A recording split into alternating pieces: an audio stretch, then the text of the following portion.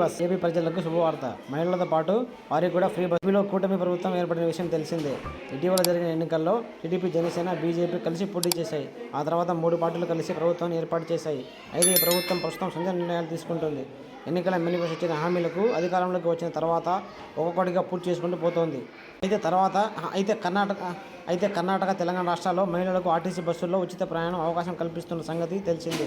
ఈ సౌకర్యంతో ఆఫీసులు, కాలేజీలు, స్కూళ్లకు వెళ్లే విద్యార్థులకు ఎంతో ప్రయోజనం కలుగుతుంది.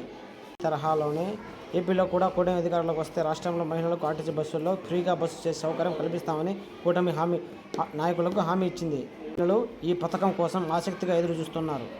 ఆర్టీసీ బస్సుల్లో ఉచిత ప్రయాణం ఎప్పుడు అమల్లోకి వస్తుందని పడిగాపులు కాస్తున్నారు. అయితే ఈ పథకం కింద తీసుకుని తెలిసింది. మహిళలకు మాత్రమే కాకుండా తీవ్ర అనారోగ్య సమస్యలతో బాధపడుతూ పెన్షన్లు ఆదుకునే వారికి కూడా ఈ ఉచిత బస్సు ప్రయాణ సౌకర్యం కల్పిస్తారని భావిస్తోంది.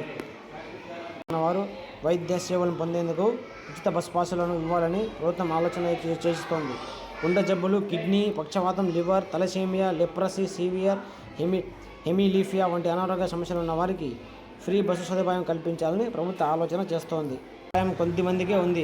మరి కొందరు ఆసుపత్రికి వెళ్లేందుకు దూరాన్ని బట్టి వారు 200 నుంచి 600 వరకు ప్రయాణాల కోసం ఖర్చు పెట్టాల్సి వస్తుంది. అందుకే వీరికి ఉచిత బస్సు ప్రయాణంపై ప్రభుత్వం ఆలోచన చేస్తోంది. రాలేదు. త్వరలోనే దీనిపై నిర్ణయం తీసుకునే అవకాశం ఉందంటున్నారు.